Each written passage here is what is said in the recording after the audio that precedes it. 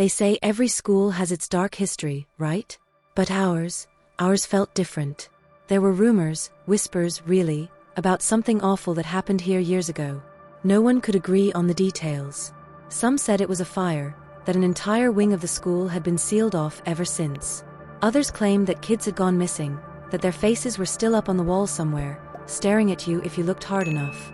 It sounded ridiculous, sure, but that didn't stop the stories. I remember the first time I heard about it. I was with my friend, and we were sitting in the back of the library, killing time after class. He leaned over and asked if I'd ever heard about the ghost that haunted our school at night. I laughed it off, but he looked serious. Dead serious.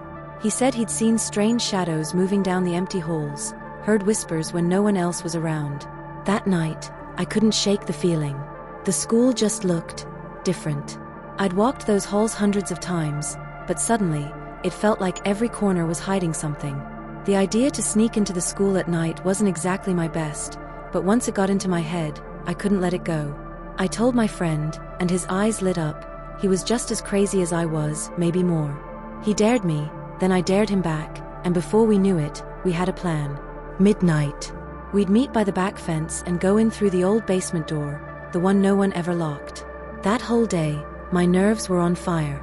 It was one thing to joke about ghosts and rumors in broad daylight, but the thought of being in that empty school at night?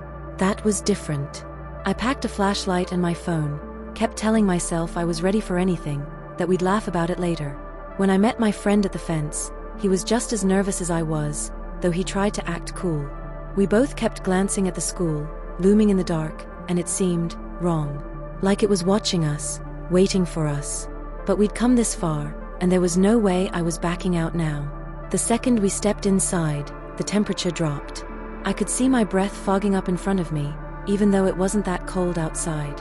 We shined our flashlights around, but the beams felt weak, barely piercing the darkness. Every creak of the old building sounded like footsteps, and I kept glancing over my shoulder, feeling like someone was right behind us. At first, we tried to laugh it off. My friend joked about ghost hunting, like we were on some cheesy TV show, but his voice sounded shaky. I could tell he felt it too, that unsettling feeling, like we weren't alone. We moved deeper into the hallway, stepping carefully, and that's when we heard it, a faint whisper, coming from down the hall. I froze, and so did he. We looked at each other, trying to act like we hadn't just heard the same thing, but then it came again, clearer this time. It was impossible to tell what the voice was saying, but it sounded wrong, like someone was talking just below a breath, saying something they didn't want us to understand. I swallowed hard, my heart pounding so loud I was sure he could hear it. And then, as if things couldn't get worse, one of the lockers slammed shut on its own, echoing down the hall. My friend grabbed my arm, and I could feel his hand trembling. "Did you see that?" he whispered, barely loud enough for me to hear. I nodded, but I couldn't speak. I was frozen, staring down the dark hallway where the locker had slammed shut. My mind was racing, trying to come up with any logical explanation, but deep down, I knew there wasn't one. Then we saw it, a shadow, just at the edge of our flashlight beams. It was tall, almost human-shaped, but distorted, like it was swaying, shifting, in and out of the darkness. My friend took a step back, but I was rooted to the spot, unable to look away. The figure seemed to be watching us, though I couldn't see any eyes, just a dark, empty shape, like it was absorbing the light around it. I wanted to run, but my body wouldn't move. The air felt thick, pressing down on me, making it hard to breathe. I reached out for my friend, and I could feel his pulse racing under my fingers. He whispered, "We need to go," and that's when the figure moved, fast, gliding closer without a sound, like it was floating. Every instinct in me screamed to run, but as I turned, I heard something else.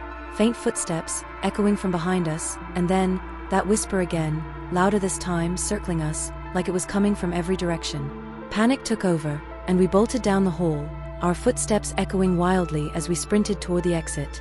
The shadows seemed to stretch out, twisting around us, and every corner we turned felt like a dead end. It was as if the building itself was shifting, trapping us, keeping us from getting out. My friend was gasping beside me, his flashlight flickering, casting eerie shadows that only made things worse. We finally reached the doors, but when we pushed, they wouldn't budge.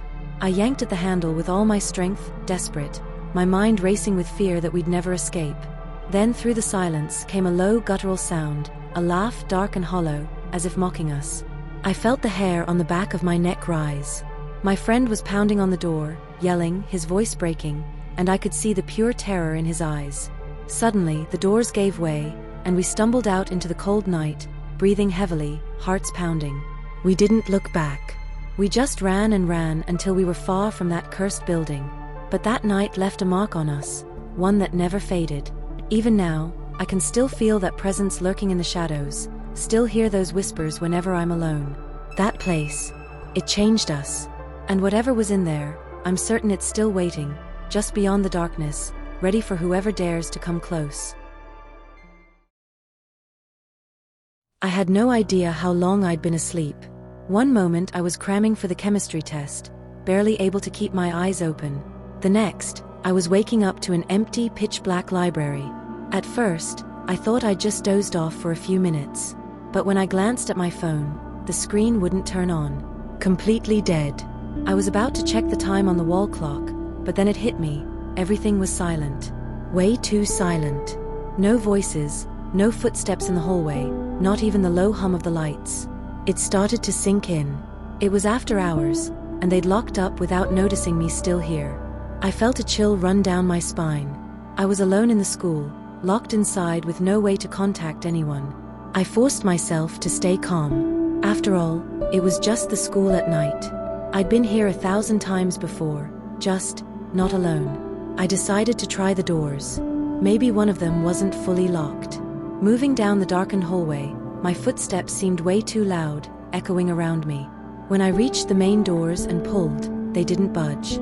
Same with the doors in the back and the side exit near the gym. Every one of them was bolted shut.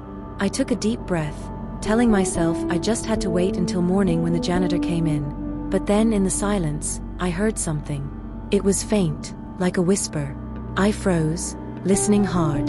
There it was again, this soft, dragging sound, like something brushing across the floor down the hall. My heart pounded as I stood there, straining to hear. I told myself it was probably just the building settling, or maybe a draft moving something. But then I heard it again, closer this time, a faint shuffle, like someone was dragging their feet. I swallowed hard and glanced down the hallway, but it was pitch dark. Every instinct screamed at me to stay put, but something else, something I couldn't explain, pulled me forward. Step by step, I moved down the corridor, listening for the sound, feeling like I was walking into a trap.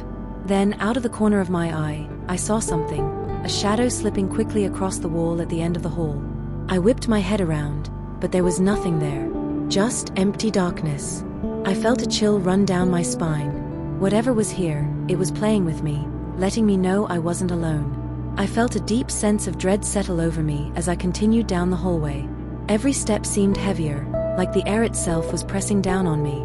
I wanted to turn back to hide somewhere until morning, but my legs kept moving, almost as if they weren't under my control anymore. Then I saw it, a figure at the end of the hall. It was just standing there, half hidden in the shadows, watching me. I couldn't make out any features, but I felt its gaze fixed on me, piercing through the darkness. My breath caught in my throat, and a wave of cold washed over me. I turned and ran, my footsteps echoing through the empty halls. I tried door after door, but they were all locked. Every turn I took seemed to lead me back to that same spot. It was like the school itself was trapping me, twisting the hallways into some kind of endless maze. Suddenly, I heard a voice, a whisper soft and chilling, calling my name. It sounded almost familiar, like a distorted version of someone I knew, but twisted and wrong. Panic surged through me as I realized that whatever was in here with me wasn't just some ghost. It wanted me, and it knew exactly who I was. I stumbled back into the library, my chest heaving, heart racing. I slammed the door shut behind me, but I knew it wouldn't keep whatever that thing was out. Desperately, I searched for anything that could help me make sense of this nightmare. My hands shook as I grabbed at a stack of old yearbooks on the librarian's desk. As I flipped through one of them, a newspaper clipping slipped out and fluttered to the floor. I bent down to pick it up, and my blood ran cold as I read the headline, "Student disappears without a trace. Last seen in school after hours." The picture showed a face that looked eerily familiar, someone I'd seen in old photos around the school. A chill crept over me as I realized the figure haunting me might be that missing student. Maybe he had been trapped here, just like I was now. And maybe, He'd never found a way out. Then in the silence, I heard that whisper again, closer than ever, my name twisting on its cold, unnatural breath. I knew there was no escape. It wouldn't let me leave. I was next. The lights flickered, and a shadow moved toward me from the doorway, reaching out with a hollow, empty darkness that swallowed everything in its path. I closed my eyes, bracing for whatever came next, my mind spiraling into horror. And in that moment, I felt myself slip away, as if I too was being erased from reality, destined to become part of the school's dark history.